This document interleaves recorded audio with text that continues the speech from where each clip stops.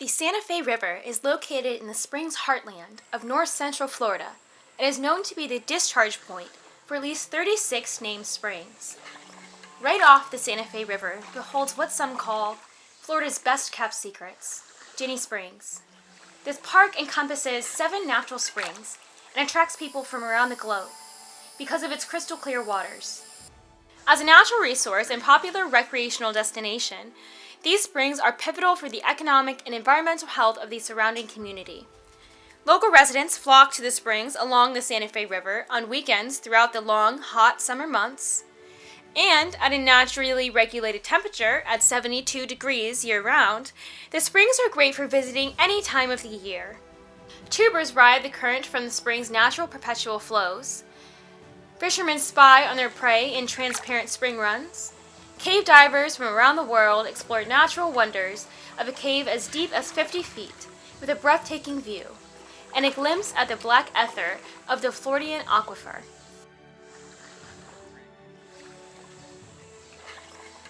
Kayaking and canoeing have become the perfect pastime for thousands of Floridians and ecotourists attracted to Florida's wild rivers and springs. Springs are seen as one of Florida's natural wonders and as one of the most important economic engines in North Florida. And pure and abundant groundwater is the fuel that makes those engines run. Yet, in spite of their recognized importance to the residents and the economy of North Florida, springs are diminished by a wide range of human activities. This is attributed to groundwater pumping from municipal wells, agricultural wells, and private wells. It is these and other groundwater withdrawals that remove water from the Floridian aquifer, lower the level of the aquifer, and diminish the flow of water that discharges at the Santa Fe River springs. Reductions in spring and river flows result in aesthetic and recreational impacts through changes in water color, loss of visible spring boils, less flushing of pollutants, lower water levels, greater growth of noxious algae, and loss of base flow in downstream rivers. Reductions in spring flow also reduces aquatic productivity that supports fish and other wildlife. Let's hear from Jordan Thornsberg, wildlife conservation activist and videographer, about the importance of springs and their recharge. Here at Proof Brewing Company in Tallahassee, Florida, which is a locally owned and operated brewery. And it dawned on me as I was drinking this beer that most of what I'm enjoying is water. In fact, an average beer is about 95% water. And to make beer at a brewery like this one, it requires about 7 gallons of water for every 1 gallon of beer. So that's a lot of water. Here's my point.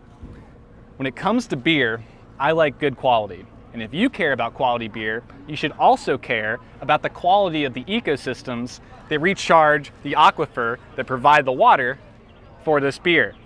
Let's go learn more. Whoa, that's cold. This is Little River Spring in Suwannee County, Florida. Popular for things like swimming, for boating, and even cave diving. There's people actually descending down into the murky blackness of the cave behind me. Crazy, I know, but that's part of the story I want to tell here. You see, that murky blackness descends for hundreds of feet back through the limestone bedrock where it intersects the Floridan aquifer. That is what provides over 10 million Floridians with their drinking water. This, believe it or not, is connected to longleaf pines. You see, naturally, rain would fall and it would go down through the canopy of longleaf pines and it would hit the sand. And sand is pretty porous, meaning water passes through it pretty easily. The water flows down through the sand, hits the limestone bedrock, and carves out little cavities and solution holes and cave passageways that collect water over time. That process of rain falling and refilling the aquifer is called recharge. When longleaf pine ecosystems were pervasive throughout Florida, recharge happened every time it rained. But today, we've done something different. We've put in things like parking lots and strip malls, and what that does is it keeps the water sitting at the surface for a lot longer. There, it has time to collect things like chemicals and pesticides and herbicides before it finds its way down.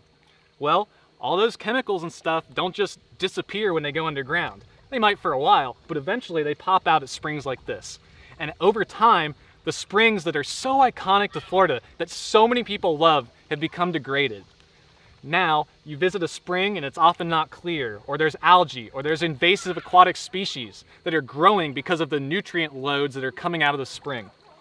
That's really sad, and it just goes to show how if we protect the longleaf pine ecosystem up there, we're protecting the springs right here. And if we're protecting the springs right here, we're protecting the drinking water that almost all of Florida and the Southeast relies upon. That's really important. For the past 20 years, Seven Sisters Springs has owned the land that surrounds Ginnie Springs and High Springs, Florida, pumping about 250,000 gallons of water a day. However, over the past couple months, the Seven Springs Water Company permit renewal has generated widespread attention in both the media and conservationists.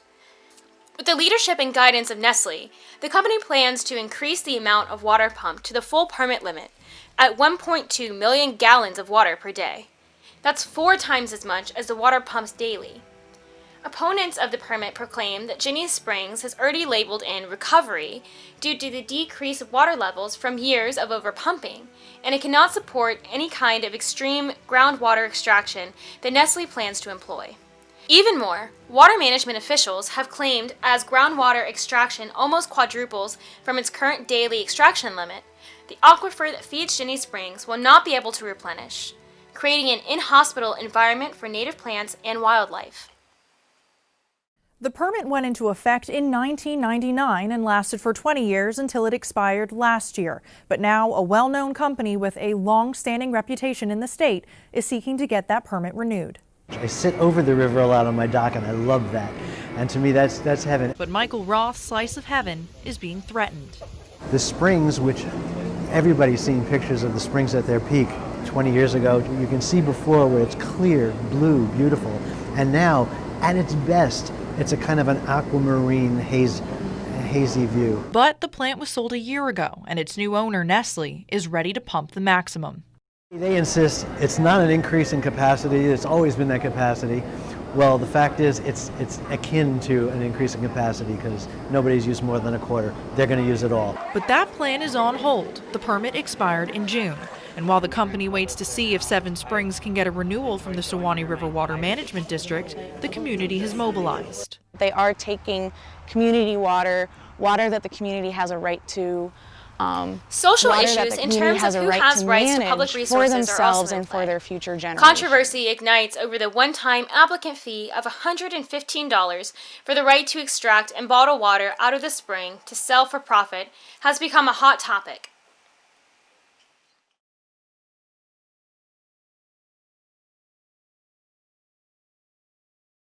The Florida aquifer feeds bodies of water like the St. Johns River. Shannon Blankenship with the St. Johns River Keeper says most companies getting water from the aquifer follow the same path.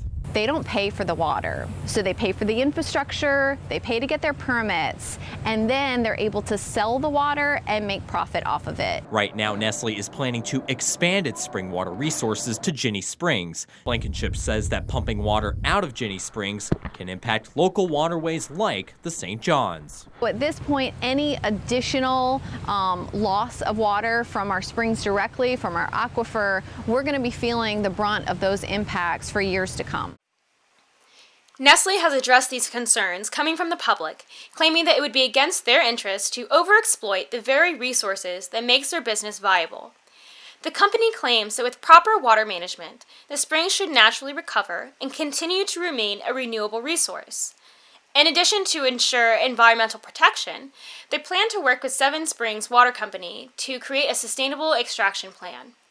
Nestle argues that water bottling is increasingly becoming more necessary as the demand for healthy beverages grow. And their presence in the High Springs will create thousands of new jobs and revenue for the community.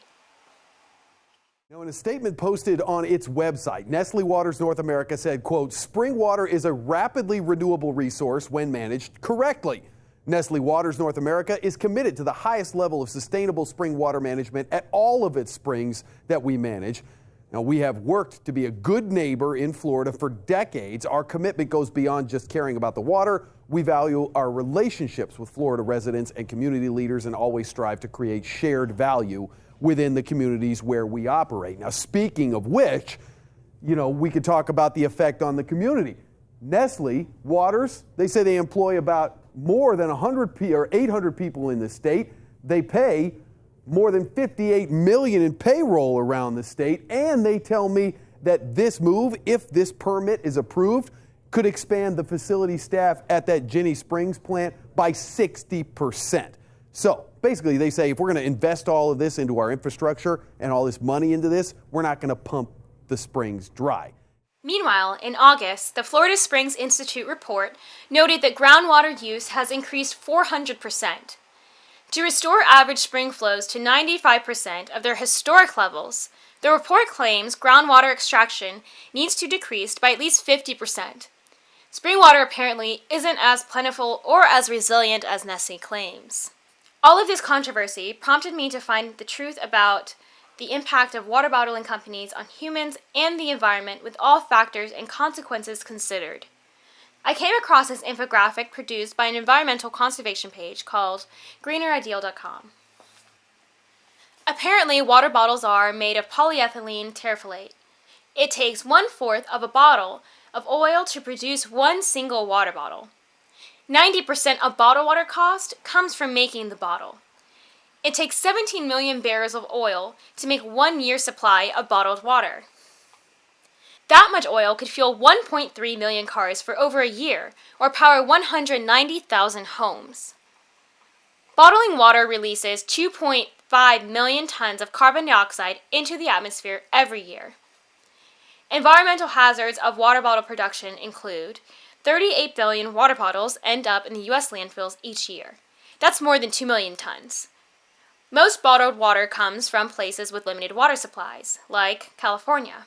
Nestle even created a water shortage in Pakistan. One of Nestle's biggest offenses occurred in 1977 when they were caught aggressively marketing breast milk substitutes to mothers in developing countries. Now, there are a few problems with this besides the obvious. First of all, these ads were claiming the formula was basically the same as regular breastfeeding. They told the mothers they should wean their children off of breast milk early and switch them to Nestle food, or their child would become anemic because, eventually, breast milk is not sufficient for fast-growing bodies. In order to even properly use baby formula, you need clean water, and the areas where they were heavily promoting this formula didn't have access to clean water.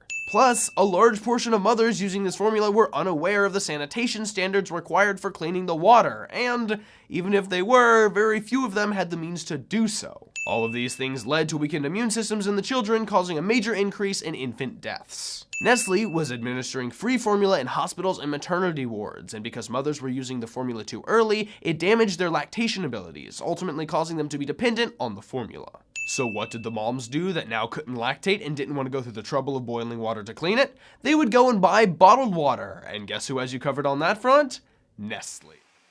Plastic waste washes into the ocean and kills 1.1 marine creatures annually. Health risks associated with water bottles. They contain chemicals like BPA and antimony that causes reproductive issues, breast cancer, asthma, and dizziness. Bottled water is tested for microbes and other pollutants 4 times less than tap water.